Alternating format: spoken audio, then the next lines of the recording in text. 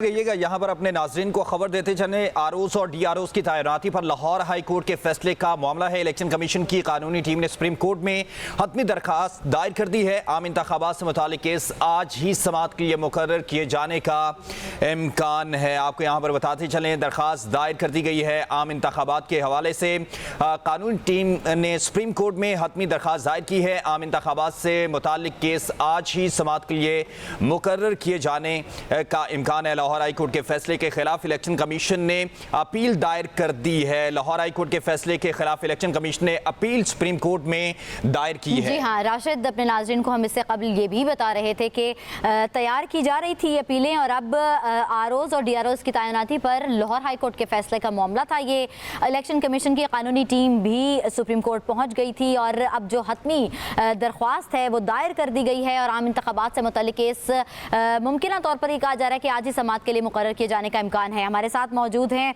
अदनान हैदर, उनसे हम बात कर रहे थे इस हवाले से। अदनान, कहिएगा आप क्या कह रहे थे?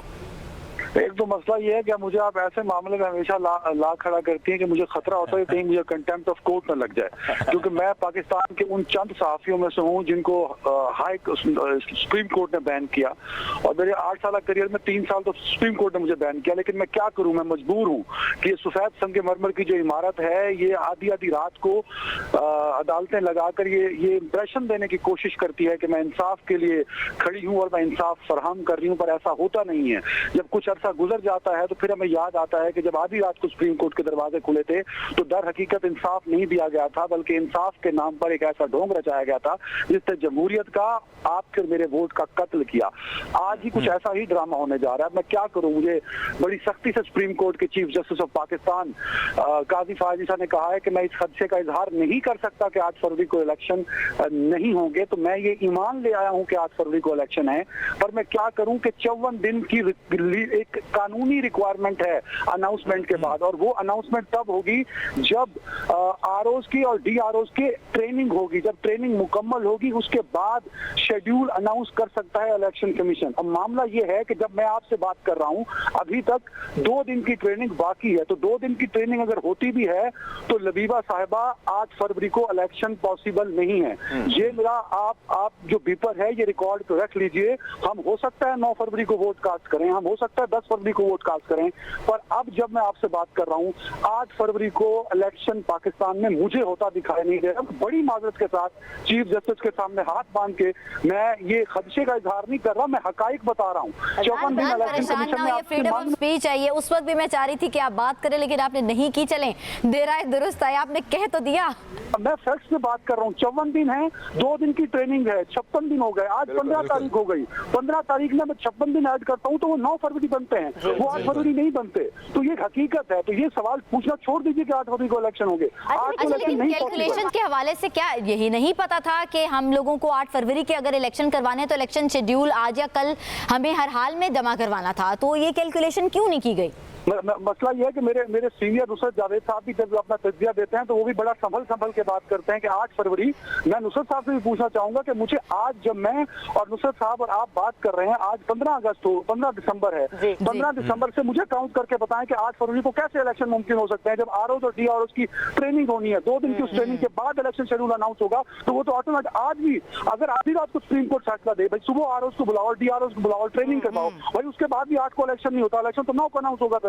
सो ये एक ढोंग रचाया जा रहा है। मसला ये है कि ये सारा मलबा आप देखिए कितनी खूबसूरती से तहरीके इंसाफ गई। अब तहरीके इंसाफ का ये एक और अहम काम था कि उन्होंने जाकर लाहौर हाई कोर्ट में ये चैलेंज कर दिया कि भाई एग्जेक्टिव से इलेक्शंस ना कराए जाएं। तो तहरीके इंसाफ के अक्लमंद लोगों से पूछे कि मेरे भाई तुम्हें एतराज है कि एग्जेक्टिव से इलेक्शन ना कराए जाएं? तुम्हें जब दूसरा ऑप्शन है कि हाई कोर्ट और सुप्रीम कोर्ट के जजेस हों, उनकी तादाद इतनी अवेलेबल नहीं है कि वो इलेक्शन करा सके। इलेक्शन कमीशन के पास खुद अपना इतना अमला नहीं है, 1100 लोग चाहिए इलेक्शन कराने के लिए। तो क्या कहां से बंदे मंगवाएं? क्या चीन से बंदे आए, क्या अफगानिस्तान से आए, क्या हिंदुस्तान से हैं? ओ भाई इन्होंने इलेक्शन करवाना है। तो जब जिन्होंने इलेक्शन करवाना है उनके आपने एतराज उठा के इलेक्शन कमीशन के प्रोसेस को और इलेक्शन के प्रोसेस को आपने डैमेज करने की कोशिश की। अभी मरियम औरंगजेब साहब जियो पे पेपर दे रही थी, उन्होंने कहा कि हम तो हमारी कमेटी जो है स्क्रूटनी कमेटी और जो जिन्होंने टिकट डिस्ट्रीब्यूट करना है वो तो धड़ाधड़ अपने काम कर रही है। पीपल्स पार्टी, जेयूआई और मुस्लिम लीग नून, उनकी तो सारी कमेटीज इलेक्शन की भरपूर तैयारियां कर रही हैं, वहाँ टिकट डिस्ट्रीब्यूट करने की तैयारियां हो रही हैं, जबकि वो लेकिन वो अभी फरीक बनने की भी तो कर रहे हैं, वो उन्होंने फरीक भी तो बनना है। आपके जगह, अपनी जगह पर आप जो कह रहे हैं वो ठीक है, लेकिन वो फरीक भी तो बन रहे हैं कि वो तो चाह रहे हैं, लेकिन ये अदरवाइज कहा जा रहा है कि वो शायद नहीं चाह रहे। ये बैक ऑफ दी समझ लें कि बात की जा रही है कि वो नहीं चाह रहे, लेकिन वो फरीक बन के ये तो बता रहे हैं कि हाँ जी हम तो चाहते हैं कि इलेक्शंस हो। नहीं चाह रहे, ये तो आप सोच रही है ना। उनके एक्ट, ये उन्होंने कौम को बता दिया कि हम 8 फरवरी को इलेक्शन चाहते हैं, और पाकिस्तान तहरीक इंसाफ की लीगल टीम के भोंडे अंदाज में, जिस तरह वो लाहौर हाई कोर्ट पहुंचे, उन्होंने कौम को ये बताया कि भाई हम तो 8 फरवरी को इलेक्शन नहीं चाहते। मुझे समझ नहीं आती कि तहरीक इंसाफ कैसे लोगों को मुंह दिखाएगी कि अब वो जस्टिफाई कर रही है कि मेरी वजह से तो इलेक्शन डिले नहीं हो रहा। आज अगर इलेक्शन में डिले हो रहा है, इलेक्शन प्रोसेस डिले हो रहा है, तो उसकी रिस्पॉन्सिबिलिटी सिर्फ और सिर्फ पाकिस्तान तहरीक इंसाफ पर पड़ती है।